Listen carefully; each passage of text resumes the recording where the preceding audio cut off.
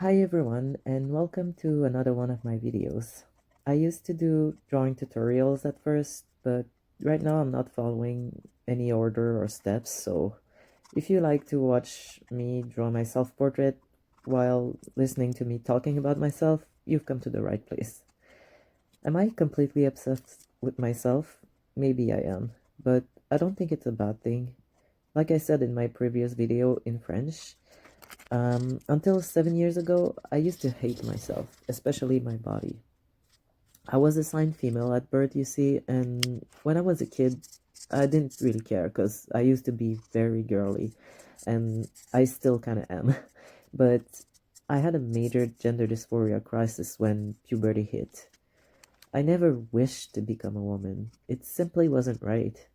I hated my breast, having that period. I thought I was too fat. I just felt like I was in the wrong body. Now, I'm not saying all of that is only due to gender dysphoria. I consider having body dysmorphia and social pressure at the time, but I didn't understand what I was going through in my teenage years, and somehow I convinced myself through sort of self gaslighting that it was normal somehow. Maybe all the girls felt the same, or maybe it was just a phase and I needed to accept it because I was attracted to men anyway. So as long as they would like my body, there was no problem, right?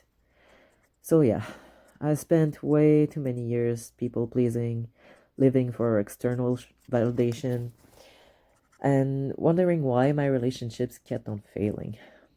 I was just not myself. I lived someone else's life for so long until I discovered it was possible to be non binary. I always had both male and female energy inside of me. It just took a long time for me to realize it because, you see, I was born in 1985. That's right, I'm 40 years old. So I just started to hear the term less than 10 years ago. I felt kind of relieved, honestly, when I finally accepted that I was transgender, but getting over that fence was one of the hardest things I had to go through. At 33, I almost took my own life away. Today, I'm glad I decided to keep on living because if I died, nobody, including myself, would have had the chance to meet the real me.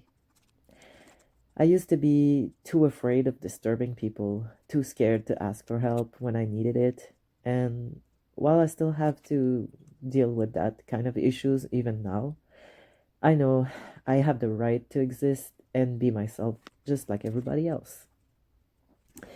So if you're also struggling with any kind of dysphoria or social anxiety, just remember that you're valid just the way you are. And things can always get better if you keep on living.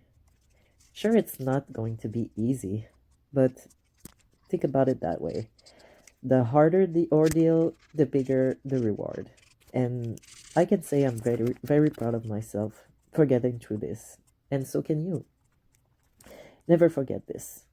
You're stronger and braver than you think. And also, you don't need to be perfect. You can do everything in your own time and respect your own boundaries. Now, I hope that you enjoyed the video and don't forget to subscribe to my YouTube channel to make sure you don't miss anything. And if you know people who might need to hear my story, you're more than welcome to share it with them. Thanks again for watching and stay tuned for more.